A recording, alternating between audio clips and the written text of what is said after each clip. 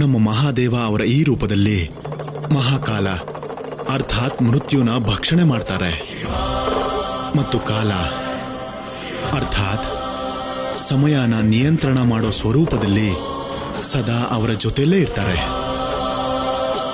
ಈ ಪ್ರಕಾರವಾಗಿ ಮಹಾಕಾಲ ಮತ್ತೆ ಮಹಾಕಾಳಿ ಕಾಲನ ನಿಯಂತ್ರಣ ಮಾಡ್ತಾರೆ.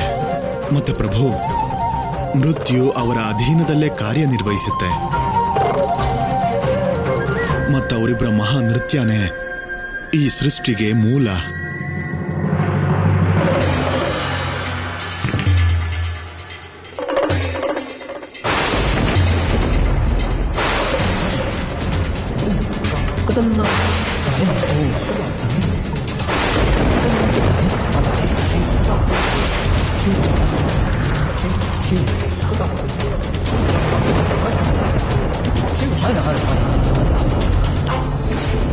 ಸೃಷ್ಟಿಯ ಪಾಲನೆ ಮತ್ತೆ ಸಂಹಾರದ ಮೂಲನೂ ಅವರ ಮಹಾನೃತ್ಯನೇ ಪ್ರಭು.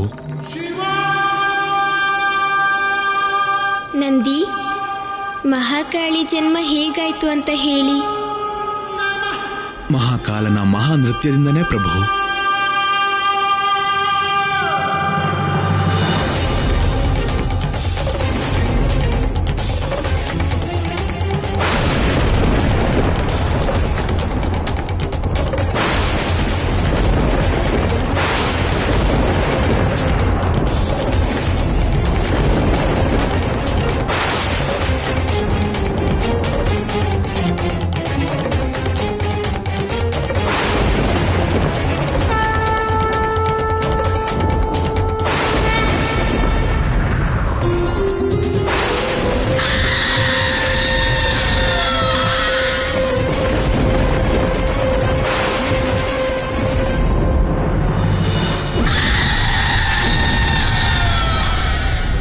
ಇದು ಬಹಳ ಹಿಂದಿನ ಮಾತು ಪ್ರಭು.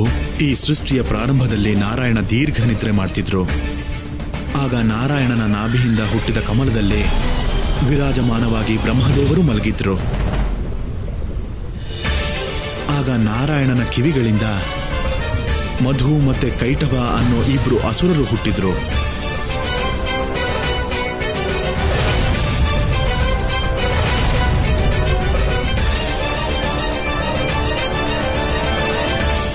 ಮಧು ಮತ್ತೆ ಕೈಟಭ ತುಂಬಾ ಹಸ್ತಿದ್ರು. ಆಗ ಅವರು ಹಸ್ತಿರೋ ಕಾಡು ಪ್ರಾಣಿಗಳ ಹಾಗೆ ನಾರಾಯಣನನ್ನ ತಮ್ಮ ಆಹಾರ ಮಾಡ್ಕೊಳ್ಳೋಕೆ ಅವ್ರ ಕಡೆ ನೋಡ್ತಾ ಇದ್ರು. ಅಷ್ಟರಲ್ಲಿ ಬ್ರಹ್ಮದೇವ ನಿದ್ರೆಯಿಂದ ಎದ್ರು. ಆಗ ಅಸುರರು ನಾರಾಯಣನನ್ನ ಬಿಟ್ಟು ಬ್ರಹ್ಮದೇವರನ್ನು ತಮ್ಮ ಆಹಾರ ಮಾಡ್ಕೊಳ್ಳೋಕೆ ನೋಡ್ತಾ ಇದ್ರು. ಆಗ ಬ್ರಹ್ಮದೇವ ಅಪಾಯದಿಂದ ಪಾರಾಗೋದಕ್ಕೆ ತಕ್ಷಣ ನಾರಾಯಣನನ್ನ ನಿದ್ರೆಯಿಂದ ಎಬ್ಸಿದ್ರು. ಹೇ ನಾರಾಯಣ, ನನ್ನ ರಕ್ಷಣೆ ಮಾಡಿ, ಈ ಅಸುರರಿಂದ ನನ್ನ ರಕ್ಷಣೆ ಮಾಡಿ ನಾರಾಯಣ.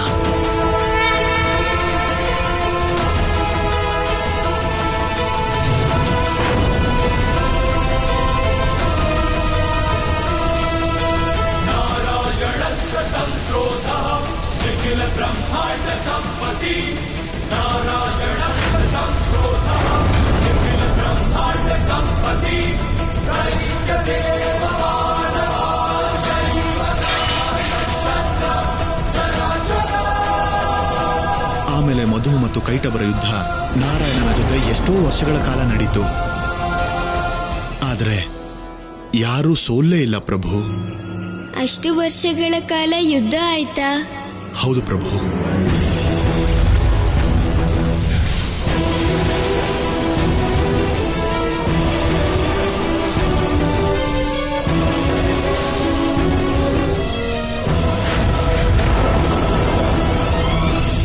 ಆಗ ಬ್ರಹ್ಮದೇವ ಆ ಅಸುರರ ಸಂಹಾರಕ್ಕೆ ಯೋಗಮಾಯೆ ಮಹಾಕಾಳಿನ ಪ್ರಾರ್ಥನೆ ಮಾಡಿದ್ರು. ಹೇ ದೇವಿ ಜನ್ಮದಾತ್ರಿ ಮಹಾಕಾಳಿ, ಈ ಇಡೀ ಜಗತ್ತಿನಲ್ಲಿ ಏನೇನಿದೆಯೋ ಅದರಲ್ಲಿರೋ ಪ್ರತಿಯೊಂದು ಶಕ್ತಿ ಕೂಡ ನಿನ್ನದೇ, ನಿನ್ನ ಕೃಪೆಯಿಂದಾನೇ ಇದೆ. ನಾನು ನಿಮ್ಮನ್ನ ಪ್ರಾರ್ಥನೆ ಮಾಡ್ತೀನಿ, ನೀವು ಆ ಶಕ್ತಿಗಳಿಂದ ನಮ್ಮನ್ನ ರಕ್ಷಣೆ ಮಾಡಿ.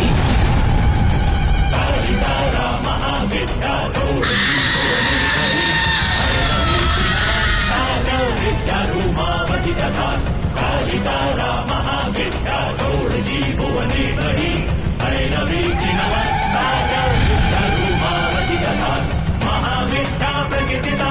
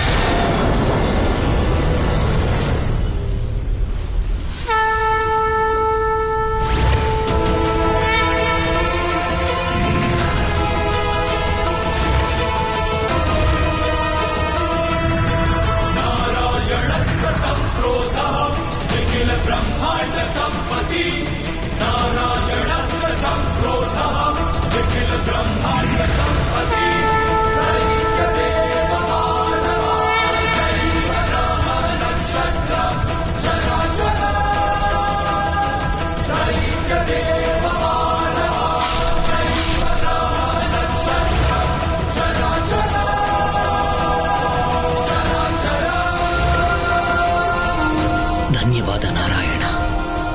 ನೀವು ಅವರನ್ನ ಸಂಹಾರ ಮಾಡಿದ್ರೆ. ಅವ್ರ ಸಂಹಾರ ನಾನ್ ಮಾಡ್ಲಿಲ್ಲ ಬ್ರಹ್ಮದೇವ, ನಾನು ನಿಮಿತ್ತ ಮಾತ್ರ. ಅವರನ್ನ ಸಂಹಾರ ಮಾಡಿದ್ದು ಮಹಾಕಾಳಿ. ಅವ್ರ ಕೃಪೆ ಇಲ್ಲದೆ ಇದ್ದಿದ್ರೆ ಇವ್ರ ಸಂಹಾರ ಸಾಧ್ಯನೇ ಇರಲಿಲ್ಲ. ಹೇ ಮಾತೆ ಮಹಾಕಾಳಿ, ನಿಮ್ಮ ಕೃಪಾ ದೃಷ್ಟಿ ಈ ಜಗತ್ತಿನ ಮೇಲೆ ಸದಾ ಇರಲಿ. ಹೇ ಮಹಾಕಾಳಿ ಯೋಗಮಾಯ, ಹಾಗೆ ನಿಮ್ಮ ಹುಟ್ಟಿಗೆ ಕಾರಣ ಆಗಿರೋ ಮಹಾಕಾಲ, ನಾವು ನಿಮ್ಮ ದರ್ಶನ ಮಾಡಬೇಕಾಗಿದೆ. ದಯವಿಟ್ಟು ನಮಗೆ ದರ್ಶನ ಕೊಡಿ.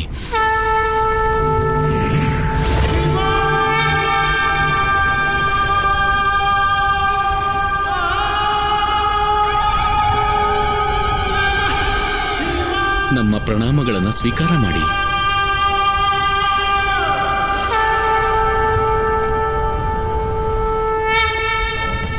ಈ ರೀತಿ ಪ್ರಥಮ ಮಹಾವಿದ್ಯೆ ನಾರಾಯಣ ಮತ್ತೆ ಬ್ರಹ್ಮದೇವನ ಕಾಪಾಡಿದ್ದು ಪ್ರಭು. ನಂದಿ, ಹೇಳಿ ಪ್ರಭು. ಯಾವಾಗ ಪ್ರಾಣಿಗಳ ಬುದ್ಧಿನ ಮದ, ಮೋಹ, ಲೋಭ, ಅಹಂಕಾರ, ಮತ್ಸರದಂತ ವಿಕಾರಗಳು ಆವರಿಸ್ಕೊಳ್ಳುತ್ತೋ ಆಗೆಲ್ಲ ಅವರ ಅಂತ್ಯ ಹೀಗೆ ಆಗತ್ತೆ ಅಲ್ವಾ? ಆ ಅಸುರರಿಗಾದ ಹಾಗೆ. ಯಾಕಂದ್ರೆ ದುರ್ಬುದ್ಧಿ ಸದಾ ವಿನಾಶಕ್ಕೆ ಕಾರಣ ಆಗತ್ತೆ. ಗೆಳೆಯ, ನಾವು ನಮ್ಮ ಗುರಿನ ತಲುಪಿದೀವಿ. ಕನಕಶೃಂಗ ನಗರ. ಭವಿಷ್ಯದಲ್ಲಿ ಈ ನಗರ ಅನೇಕ ಹೆಸರಿಂದ ಪ್ರಸಿದ್ಧವಾಗತ್ತೆ. ಅದರಲ್ಲಿ ಮುಖ್ಯವಾದ ಹೆಸರು ಯಾವುದು ಅಂದ್ರೆ ಉಜ್ಜಯಿನಿ.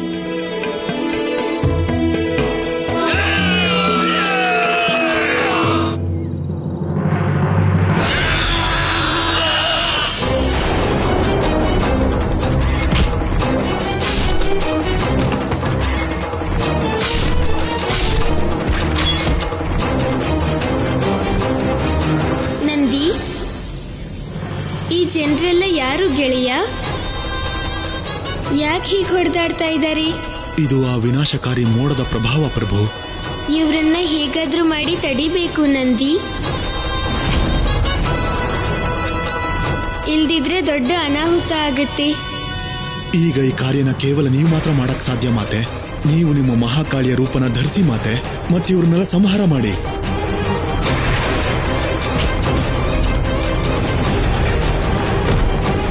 ನೀವ್ ಹೇಳ್ತಾ ಇರೋದು ಸರಿ ಅಲ್ಲ ನಂದಿ. ಇವರು ನಿರ್ದೋಷಿಗಳು, ಮತ್ತೆ ನಿರ್ದೋಷಿಗಳನ್ನ ಕೊಲ್ಲೋದು ಅಧರ್ಮ. ಇವರ ವ್ಯಾಘ್ರತೆ ಮತ್ತೆ ಹಿಂಸಾ ಪ್ರವೃತ್ತಿಗೆ ಕಾರಣ ಮೇಲಿರೋ ಮೋಡಗಳು. ಇವ್ರು ಹೇಳ್ತಿರೋದು ಸತ್ಯ ನಂದಿ.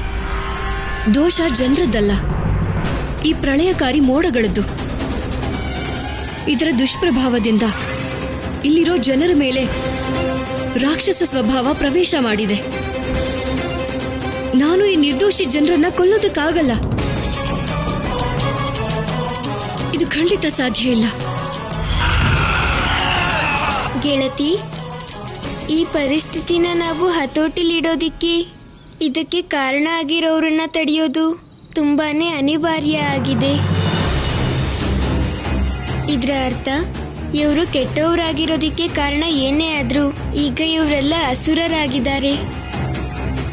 ಅಸುರರು ವಿನಾಶ ಮಾಡೋಕೆ ಅಂತ ಹೋದ್ರೆ ಅವರ ಸಂಹಾರನೇ ನಮ್ಗೆ ಉಳ್ದಿರೋ ದಾರಿ.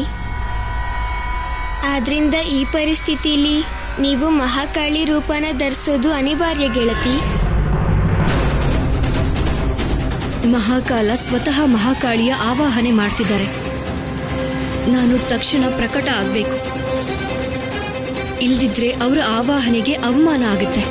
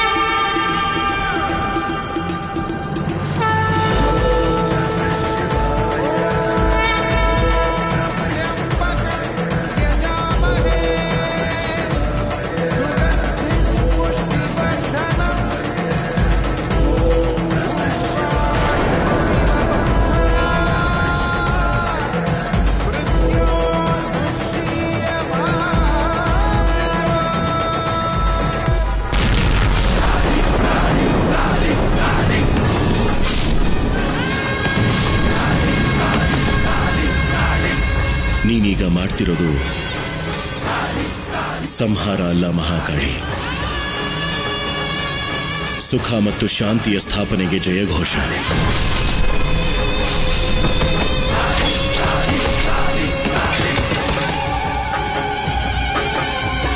ಸಕಾರಾತ್ಮಕ ಪರಿವರ್ತನೆಯ ಪ್ರತೀಕ. ನೀನು ಇವರ ಒಳಗಿರೋ ಅಸುರರನ್ನ ಸಂಹಾರ ಮಾಡಿ ನಿನ್ನ ಕರ್ತವ್ಯವನ್ನ ಪೂರ್ತಿ ಮಾಡಿದೆಯ. ಈಗ ನಾನು ಇವರೊಳಗಿರೋ ನಿರ್ಮಲ ಮಾನವ ಮನಸ್ಸನ್ನ ಎಚ್ಚರಿಸಿ ನನ್ನ ಕರ್ತವ್ಯವನ್ನ ಪೂರ್ತಿ ಮಾಡ್ತೀನಿ.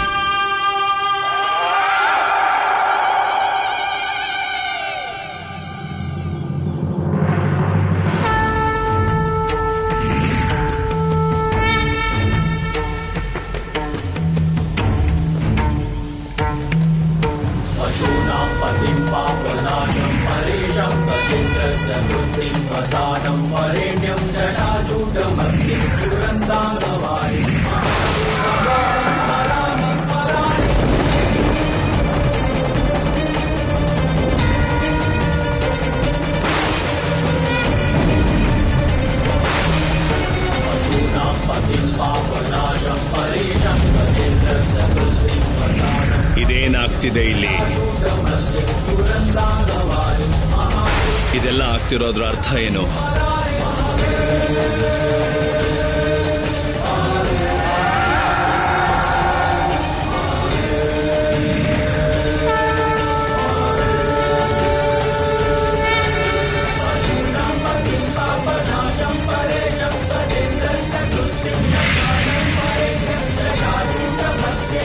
ಯಾವಾಗ ಜಗತ್ತಿಗೆ ಸಂಕಷ್ಟ ಬರುತ್ತೋ ಆಗೆಲ್ಲ ನೀವು ನನ್ನ ಸಹಾಯ ಮಾಡೋದಕ್ಕೆ ಯಾವ್ದಾದ್ರೂ ಒಂದು ರೂಪದಲ್ಲಿ ಬಂದೇ ಬರ್ತೀರಾ ಮಹಾದೇವ.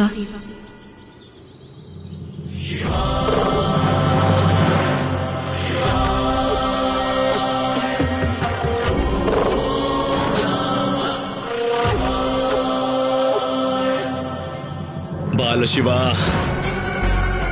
ಮಹಾಕಾಲನಾಗಿ ನೀನು ಮತ್ತೆ ಆ ಮಹಾಕಾಳಿ ನಾನು ನಿರ್ಮಾಣ ಮಾಡಿರೋ ಪ್ರಳಯದ ದಾರಿಗೆ ಅಡ್ಡ ಬಂದಿದ್ದು ಸರಿಯಲ್ಲ.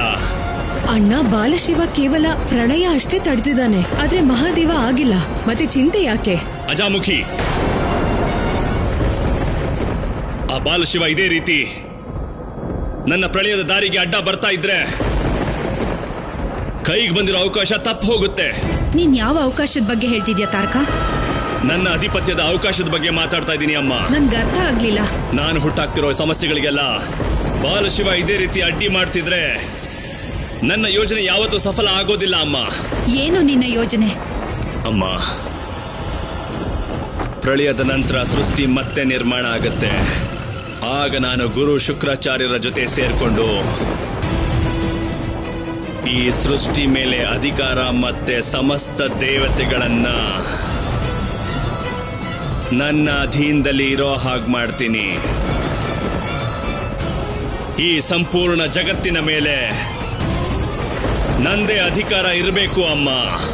ನೀನು ಒಂದು ಪ್ರಳಯ ನಿಂತಿದ್ದಕ್ಕೆ ಇಷ್ಟು ನಿರಾಸೆ ಯಾಕಾಗ್ತಿದ್ಯಾ? ನಿನ್ ಹತ್ರ 9 ಪ್ರಳಯ ಉಳ್ದಿದೆ. ನಿನ್ ಗಮನನ ಅದ್ರ ಮೇಲಿಡು ಸಾಕು.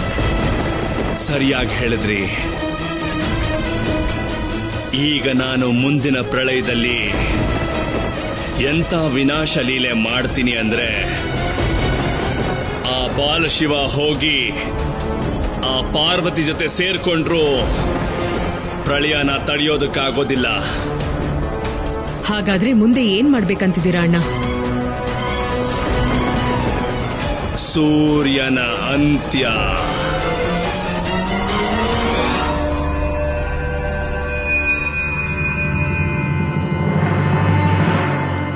ಏನ್ ಯೋಚನೆ ಮಾಡ್ತಾ ಇದ್ದೀರಾ ಗೆಳತಿ? ನಿಮಗೆ ನಿಮ್ಮ ಶಕ್ತಿ ಮತ್ತೆ ಸ್ವರೂಪದ ಅನುಭವ ಇಲ್ಲ ಮಹಾದೇವ. ಅಂದಮೇಲೆ ನಾನು ನಿಮಗೇನು ಹೇಳಿ? ಗೆಳೆಯ, ನಿಮಗ್ ಗೊತ್ತಿದ್ಯಾ ನೀವು ಇವರನ್ನೆಲ್ಲ ಹೇಗ್ ಸರಿ ಮಾಡಿದ್ರಿ ಅಂತ? ನಾನು ಏನೂ ಮಾಡ್ಲೇ ಇಲ್ಲ. ನಾನು ನನ್ನ 2 ಕಣ್ಗಳನ್ನ ಮುಚ್ಚಿ ಪ್ರಾರ್ಥನೆ ಮಾಡ್ತಾ ಇದ್ದೆ. ಎಲ್ಲ ಮೃತ ವ್ಯಕ್ತಿಗಳು ಮನುಷ್ಯರಾಗಿ ಜೀವಂತ ಆಗೋಕೆ. ಮತ್ತೆ ನೋಡಿ, ಎಲ್ಲ ಜೀವಂತವಾಗಿದ್ದಾರೆ. ಗೆಳತಿ, ಶುದ್ಧ ಮನಸ್ಸಿಂದ ನಾವೇನೇ ಪ್ರಾರ್ಥನೆ ಮಾಡಿದ್ರೂ ಖಂಡಿತ ಫಲ ಕೊಡುತ್ತೆ ಅಲ್ವಾ?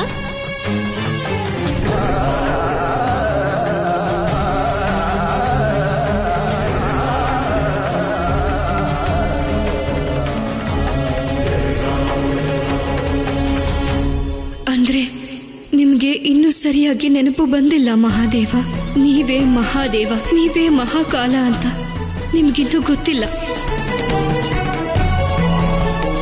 ನನ್ನೆಲ್ಲ ಆಸೆಗಳು ಹಾಗೆ ನನ್ನ ನಿರೀಕ್ಷೆ ಶೂನ್ಯ ಆಗ್ತಿದೆ ಮಹಾದೇವ. ಗೆಳತಿ,